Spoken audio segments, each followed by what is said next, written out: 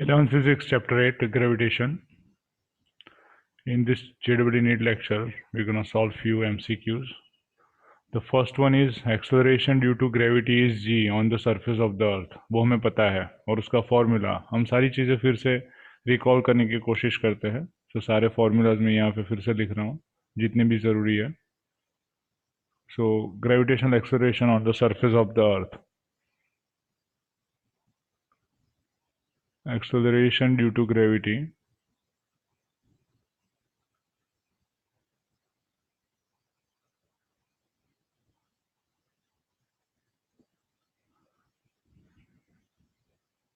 on the surface of earth.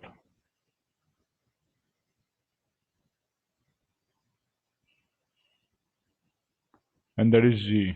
G is equals to formula हो जाएगा capital G me mass of earth divided by re square, radius of earth square, right? Then the value of acceleration due to gravity at the height of 32 kilometer above the earth surface is, radius जो है re की value 6400 kilometer है. So height is given as 32 kilometer. H is equals to 32 kilometer. And 32 kilometer is less than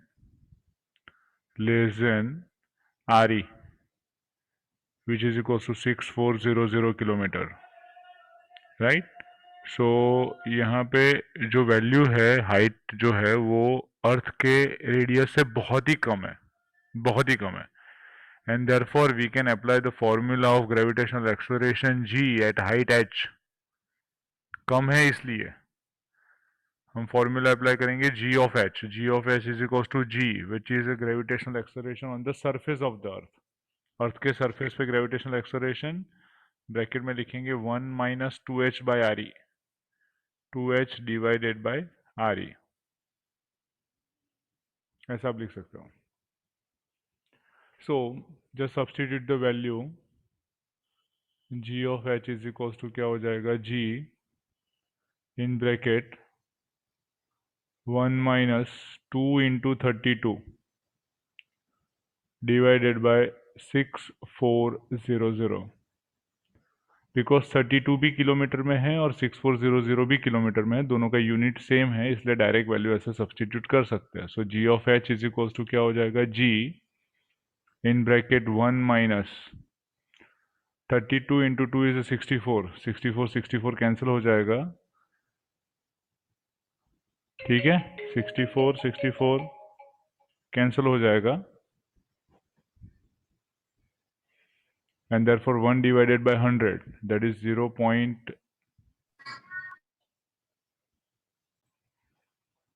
divided by 100, that is 0.01 हो जाएगा. And that is equals to g of h is 0.99 g, 0.99 g हो जाएगा. Clear?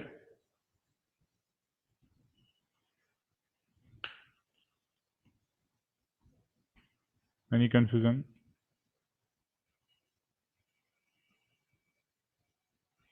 Okay, सो height h जो है उसके according हम formula apply कर रहे हैं यहाँ पे, और हाइट h की वैल्यू आर ई से बहुत कम है, इसलिए हमने फॉर्मूला अप्लाई किया g in bracket 1 minus 2h upon R E.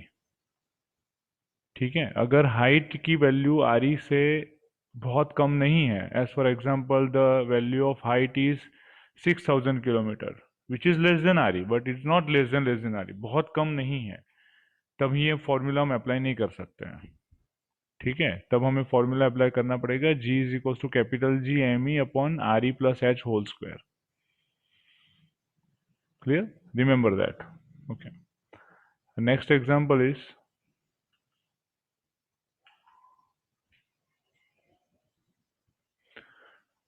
at what height from the ground will the value of g be same as that in 10 kilometer deep mine below the surface of the earth? So यहाँ पे दो concept हम apply करेंगे. एक concept हो जाएगा above the surface of the earth, second is the below the surface of the earth. So उसके लिए जो फॉर्मूला है वो थोड़ा सा याद कर लीजिए। यहाँ पे h की वैल्यू, हाइट भी 10 किलोमीटर आपको दिया हुआ है, and depth d is also 10 kilometre, right, दोनों की वैल्यू 10 किलोमीटर है। एंड देयरफॉर हम यहाँ पे लिखेंगे gravitational acceleration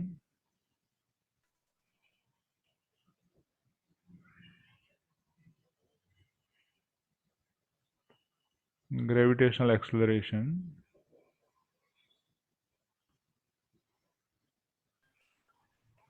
gravitational acceleration at height h। अब ये h की जो वैल्यू है वो आ रही, दैट मीन्स 6400, 6400 से कम है। So height h, g of h is equals to क्या हो जाएगा, g of h is equals to आप लिखोगे capital G in bracket 1 minus 2h divided by r e, 1 minus 2h divided by r e, that's the formula. ठीक है, gravitational acceleration below the surface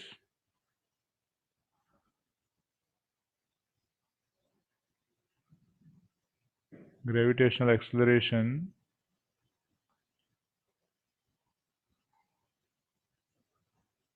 below the surface hd,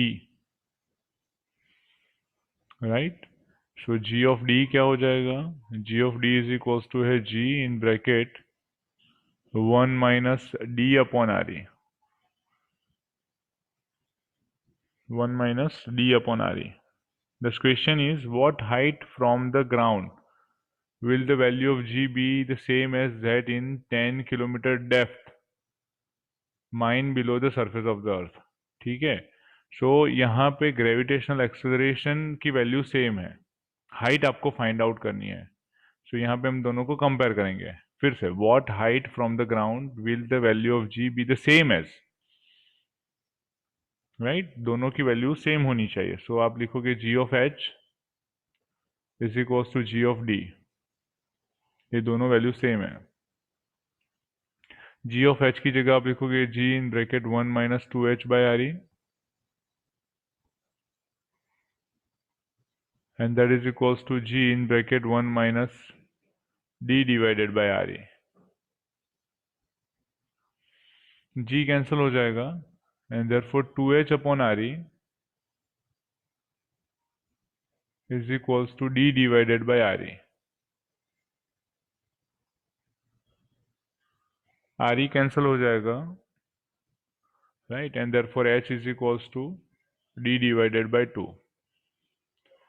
and therefore the height is, d की value है 10 kilometre, so 10 divided by 2 and that means 5 kilometre, 5 kilometre above the surface of the earth. So height होनी चाहिए 5 kilometre. 5 kilometre height पे जो gravitational acceleration की value होगी, वही gravitational acceleration की वैल्यू आपको मिलेगी 10 kilometre below the surface of the earth. Clear, 10 kilometre below the surface of the earth. So आपको ये जो रिलेशन मिल रहा है ना, 2h is equals to D, वो उस रिलेशन को आप याद रख सकते हो, 2h is equals to D, जहां पे ग्रेविटेशनल एक्सेलरेशन सेम होगा h हाइट और d डेप्थ पे। Let's go for the next example. In next example, it says a body of mass m rises to height h is equals to r by 5 from the earth's surface, where r is the earth's radius. If g is acceleration due to gravity at the earth's surface, the increase in potential energy is, potential energy में क्या increment आएगा? So potential energy का formula है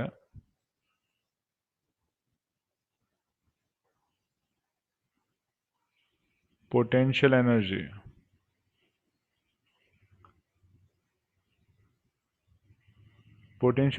U is equals to आप लिखते हो minus capital G M E, mass of earth, into small m, mass of the object, divided by R, minus G M E M upon R, that's the potential energy.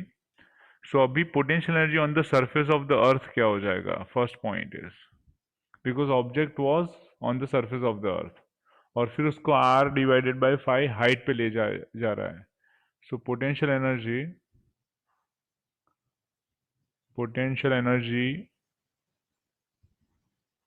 on the surface of the earth, on the surface of earth. So potential energy on the surface of the earth U1 या U0 भी लिख सकते हो आप, that is minus G ME M divided by RE. फिर हम लिखेंगे potential energy height R divided by 5 पे क्या हो जाएगा. So potential energy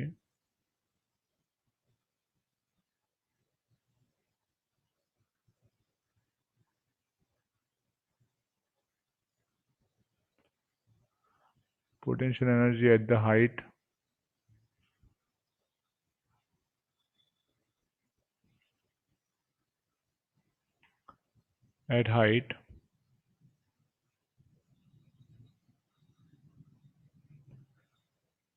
H is equals to R divided by 5,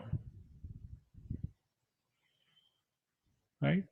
और उसके लिए small r is equals to क्या हो जाएगा, r प्लस r बाय 5. और अर्थ का जो रेडियस है वो कैपिटल R है, so I will just place a value as R not RE, सिर्फ R लिखते हैं यहाँ पे. So R plus R by 5, that will be 6R by 5.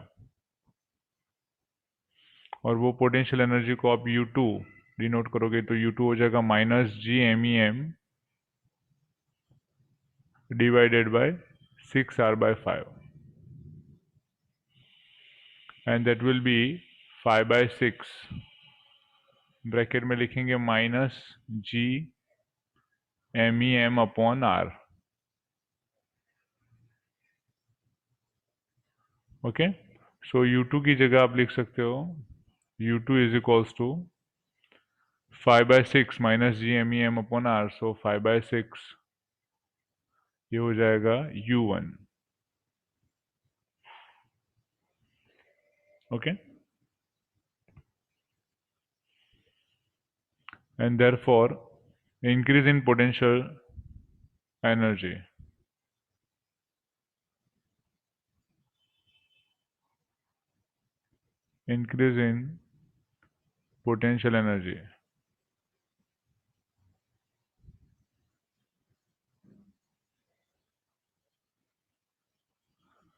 right. Increase in potential energy क्या हो जाएगा, increase in potential energy delta U is equals to U2 minus U1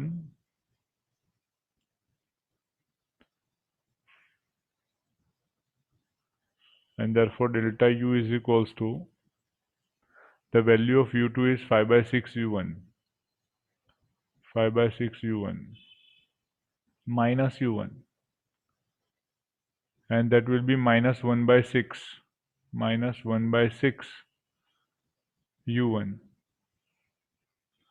और actual में डेल्टा यू की जो वैल्यू आनी चाहिए, delta U is equals to हो जाएगा minus 1 by 6 U1. U1 is equals to minus GMEM upon R, minus GMEM divided by R. Okay, that is delta U. और delta U हो जाएगा, delta U is equals to 1 by 6 GMEM divided by R. अब R से multiply करोगे और divide करोगे तो आपको क्या मिलेगा, GME upon R square into R. सो हो जाएगा 1 by 6 GME upon R square into MR. And therefore delta U की वैल्यू क्या आनी चाहिए, delta U is equals to हो जाएगा 1 by 6 GME upon R square जो है वो स्मॉल g है into small m into R, right. ये एक्चुअल में फॉर्मूला ये आना चाहिए, डेल्टा यू की value, this is the increment in potential energy. और अगर h की वैल्यू सब्सटीट्यूट करनी है तो r इज इक्वल टू क्या हो जाएगा 5h। सो ये हो जाएगा 5/6 mgh। आप समझ रहे हो, r की जगह हमने वैल्यू सब्सटीट्यूट किया, r इज इक्वल्स टू क्या हो जाएगा 5h। सो 5h सब्सटीट्यूट करोगे तो मिलेगा 5/6 mgh। यहाँ पे डायरेक्टली mgh करके आप फाइंड आउट नहीं कर सकते हो, mgh फॉर्मूला तभी अप्लाई कर सकते हो, इंक्रीज इन पोटेंशियल एनर्जी का एक फॉर्मूला mgh भी है, बट वो तभी अप्लाई कर सकते हो जब h की वैल्यू कंपेयर टू r बहुत छोटी है, and that increment is mgh, directly आप बोल सकते हो। सो वहां पे ये फंडामेंटल नहीं आएगा, बट यहाँ पे क्योंकि r h की value r/5 which is quite big enough, और r/5 हाइट पे ग्रेविटेशनल एक्सेलरेशन में बहुत ज़्यादा चेंज आ जाएगा, एंड देयरफॉर हमें पोटेंशियल एनर्जी का जो एक्चुअल फॉर्मूला है उसका यूज करना पड़ेगा, delta U is equals to u2 minus u1 करके, final energy minus initial energy करोगे तो आपको ये कॉन्सेप्ट अप्लाई मिलेगा। सो ये डायरेक्ट आप लिख सकते हो, डेल्टा यू के लिए जो कॉन्सेप्ट है u2 minus u1 direct apply कर सकते हो, दोनों फॉर्मूला को सेपरेट लिखने की जरूरत नहीं है, तब आपका राइटिंग और कैलकुलेशन भी काफी कम हो जाएगा। Next question, in next question it says the gravitational field due to a mass distribution is equals to k by x cube। यहाँ पे ग्रेविटेशनल फील्ड का जो फॉर्मूला है वो चेंज करके दिया हुआ है। It may possible that if we change the mass distribution the formula of gravitational field will be k divided by x cube, right, where x is in the x direction, where x is the distance and k is constant. So taking the gravitational potential to be zero at infinite, it's a value at the distance x. So gravitational potential का जो formula है, gravitational potential का जो definition है वही हम यहाँ पे अप्लाई करेंगे। Gravitational potential,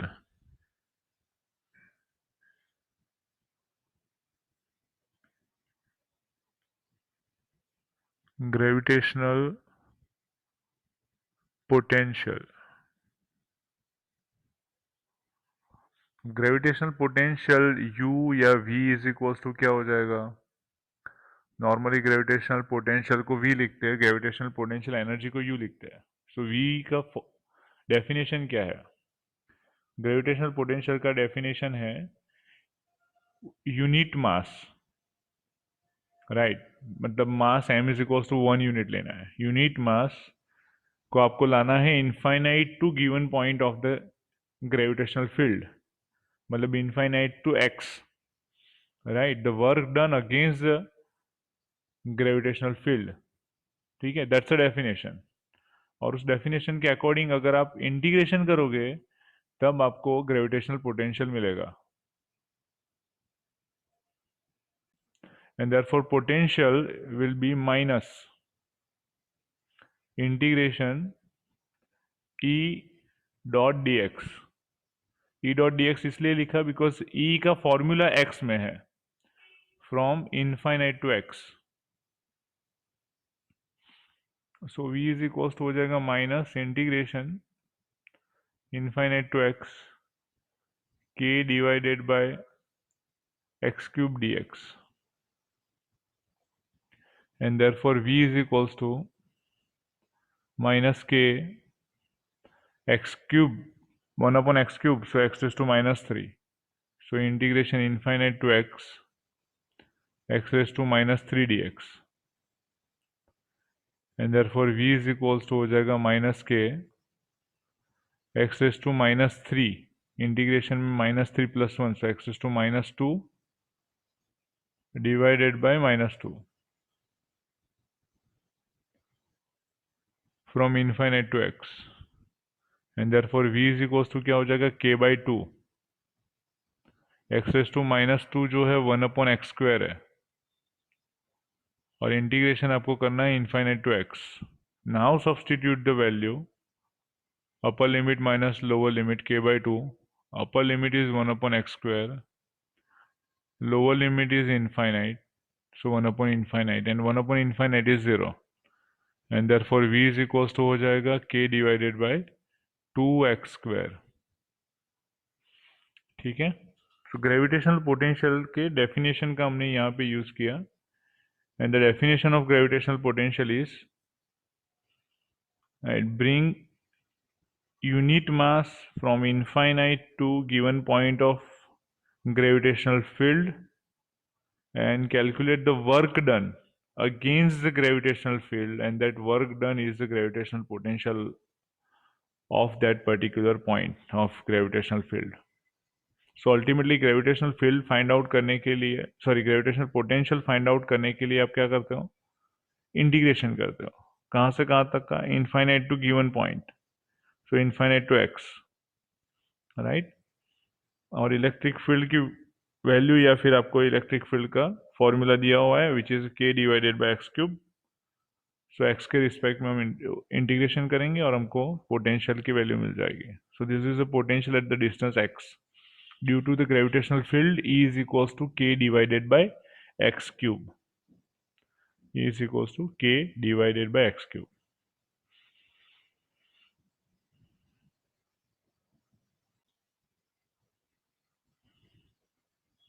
In this example, it says the change in the potential energy when the body of mass m is raised to the height nr from the Earth's surface, where r is equals to radius of the Earth. यहाँ पे एक generalise formula आपको मिलेगा। The first point is आपको potential energy find out करनी है। So potential energy on the surface of the earth,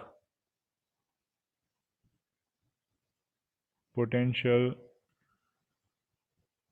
energy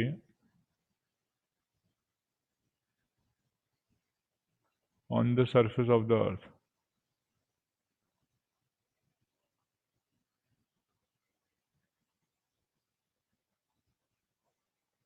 Potential energy on the surface of the earth, और potential energy on the surface of the earth U क्या हो जाएगा, that is minus G me m divided by r. Potential energy of mass m on the surface of the earth is minus G me m upon r. Okay, now potential energy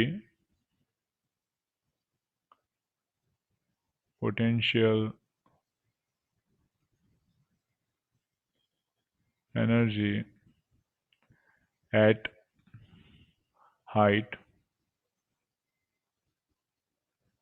h is equals to nr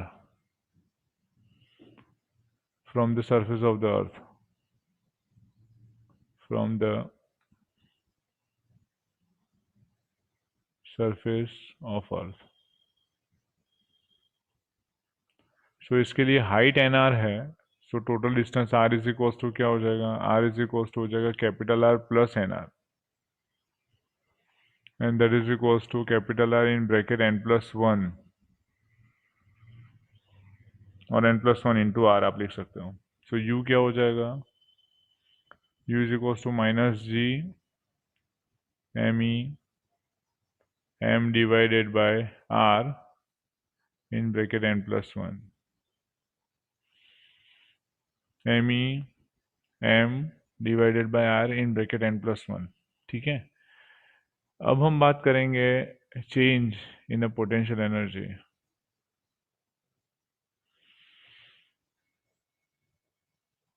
The change in potential energy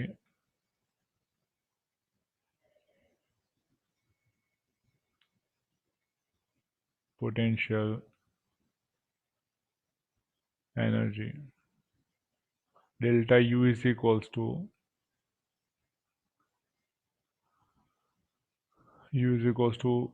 इसको U1 बोल देते, इसको U2 बोल देते, तो U2 minus U1 हो जाएगा, U2 minus U1. So it's a difference between two potential energies. What is the value of U2? The value of U2 is equals to minus GMEM upon R, minus GMEM divided by R into 1 upon n plus 1 minus of plus, minus plus हो जाएगा, so GMEM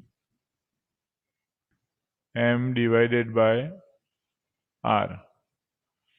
So delta U minus GMEM divided by R common हो जाएगा. In bracket it will be 1 minus 1 upon n plus 1. LCM लोगे आप तो delta U is equals to आपको क्या मिलेगा, delta U is equals to हो जाएगा capital G M E M divided by R in bracket n plus 1 minus 1, so n upon n plus 1 हो जाएगा. That is the actual formula.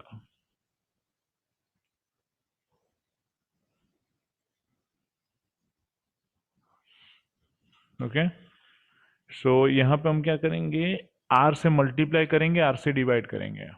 So delta u is equals to capital G M E upon R square into small m into r n upon n plus 1,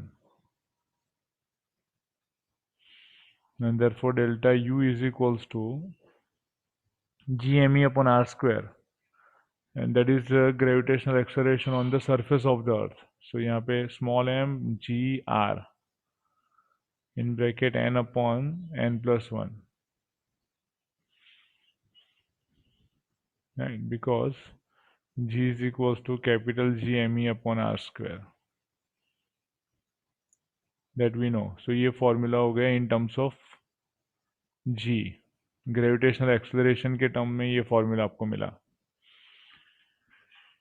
ठीक है, और height जो है वो n R है, right, h is equals to n R था, n are.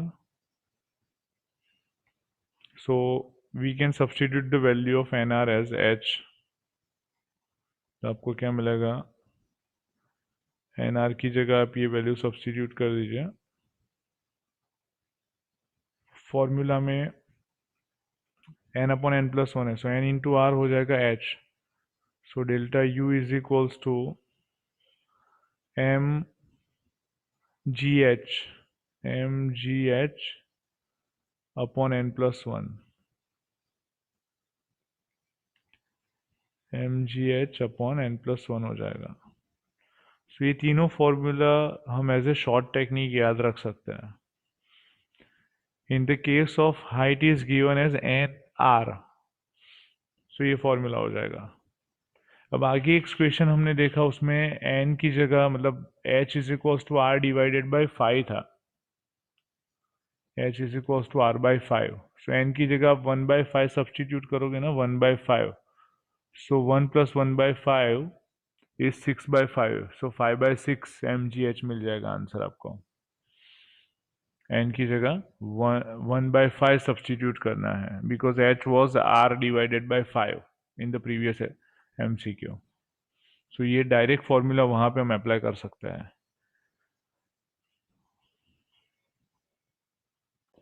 We can apply that formula here. और यहाँ पे आपको डेल्टा यू की जो वैल्यू है, जो फॉर्मूला है, short as a short technique हम अप्लाई करेंगे. सो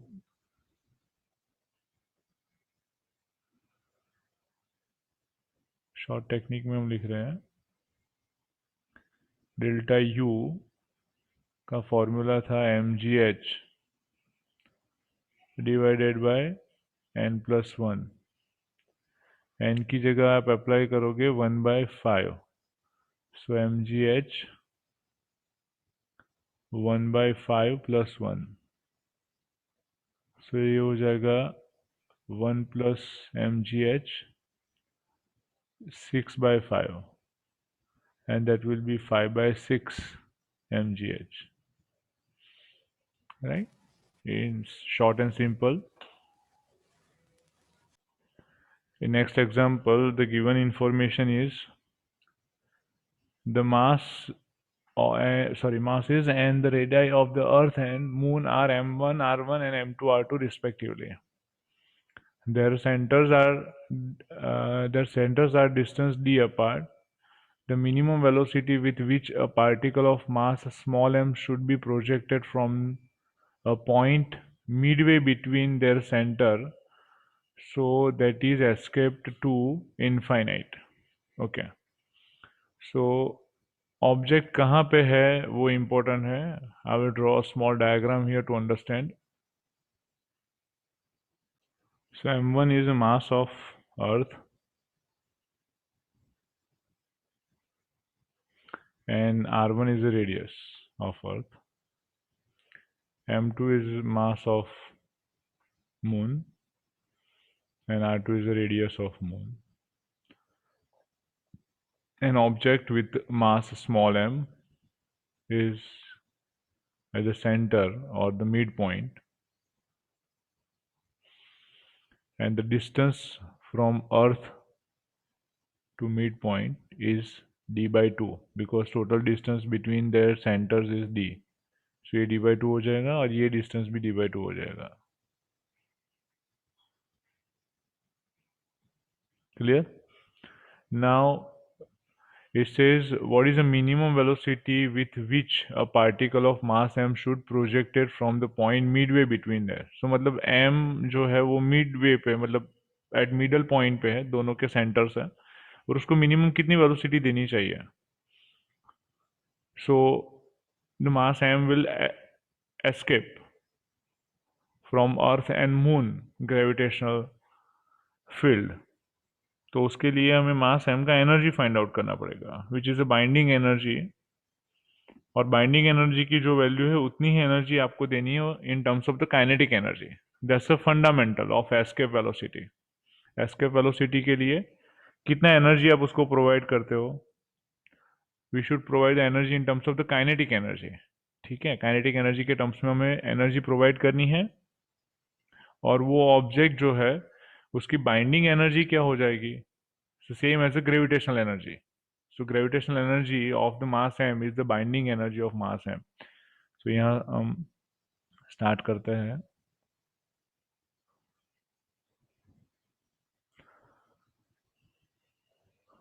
First point is potential energy, gravitational potential energy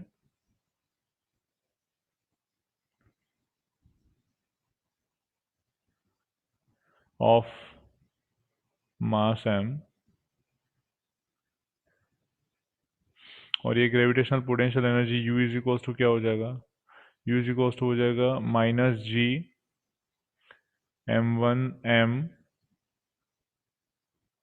divided by d by 2 minus G m2m divided by d by 2. और technically u is equals to हो जाएगा minus 2gm divided by d common in bracket m1 plus m2. Sorry, capital. It should be capital because mass of Earth and mass of Moon is capital M1 plus capital M2.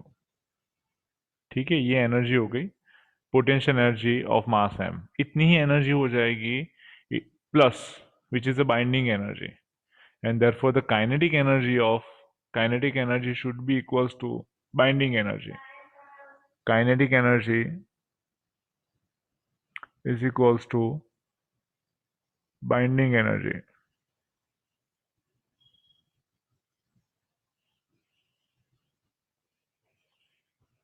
And kinetic energy हो जाएगी 1/2 mv².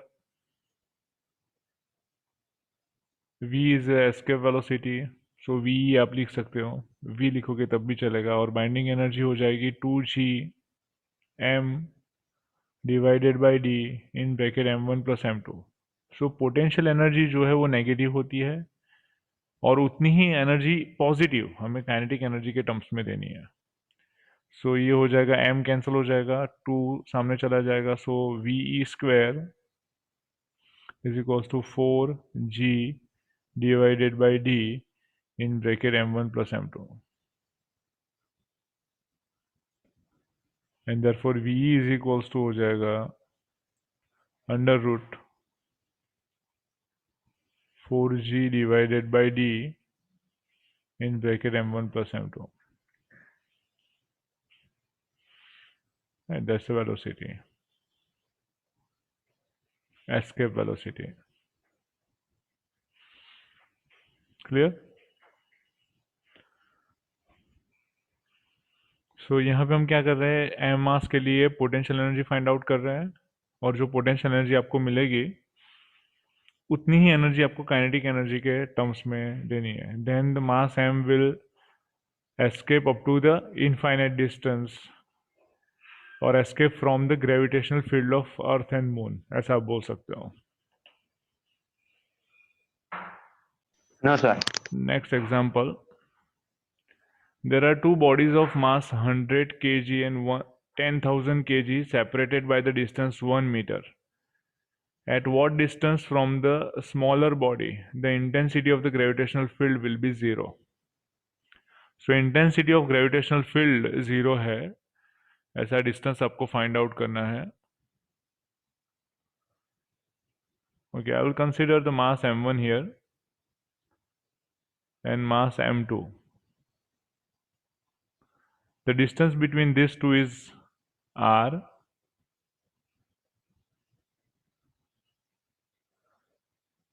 and the point where intensity will be 0, intensity of the gravitational field is denoted by capital I, उसको capital I से हम denote करते हैं. So I is equals to 0 हो जाएगा, और उसके लिए distance m1 से जो मिलेगा वो r1 है, और m2 से जो distance मिलेगा वो r2 है. नेचुरली r2 और r1 का जो समेशन है वो r हो जाएगा. So यहाँ पे m1 is equals to 100 kg is given, m2 is equals to 10,000 kg is given, and distance r is equals to 1 meter.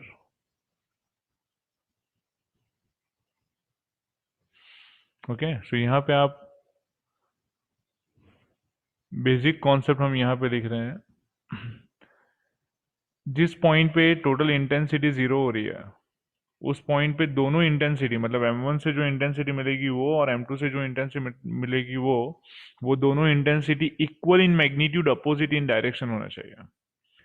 So intensity I at the distance r1 is equals to intensity I at the distance r2 होना चाहिए. And I due to m1, I1 of r1 and I2 of r2, और intensity का जो formula है वो क्या है, वो फॉर्मूला है capital G m1 divided by r1 square. Similarly सामने हो जाएगा capital G m2 divided by r2 square. यहाँ पे हम डायरेक्शन नहीं देख रहे हैं, अगर डायरेक्शन को कंसिडर करेंगे तो माइनस साइन इंक्लूड करनी पड़ेगी, बट डायरेक्शन की ज़रूरत नहीं है. सो capital G m1 divided by r1 square, capital G m2 divided by r2 square. G cancel हो जाएगा, r1 square divided by r2 square is equals to m1 divided by m2, right. And therefore r1 upon r2 क्या हो जाएगा, just consider root on both the side, so root m1 upon root m2. Clear. और अब हम क्या करेंगे, because r1 plus r2 is equals to r, that is known, right, it's but obvious. So मैं componendo dividendo concept apply कर रहा हूँ, which is r1 plus r2. मतलब क्या किया, डिनोमिनेटर में न्यूमरेटर को ऐड कर दिया.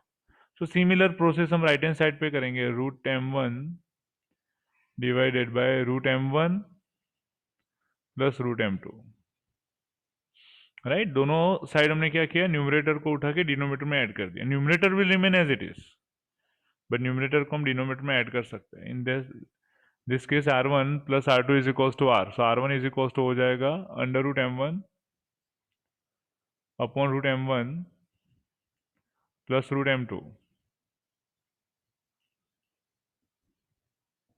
into r, because r1 plus r2 is equals to r. ठीक है. एंड सिमिलरली R2 का फॉर्मूला हो जाएगा R2 is equals to under root M2 upon root M1 plus root M2 into R. Okay, so these are the two formulas. अब हम value substitute करते हैं. ये डायरेक्ट फॉर्मूला आप अप्लाई कर सकते हो, इसीलिए मैंने फॉर्मूला पहले डिराइव किया हुआ है, राइट. फिर वैल्यू सब्सटीट्यूट कर रहे हैं. हमें R1 फाइंड आउट करना है, the distance from the small mass which is 100 kg. So आप under root 100 divided by root 100 plus root 10,000 into distance R is equals to 1 meter, and that is 10 divided by 110 into 1 meter, and therefore R1 will be 1 divided by 100 meter. 1 divided by 100 meter.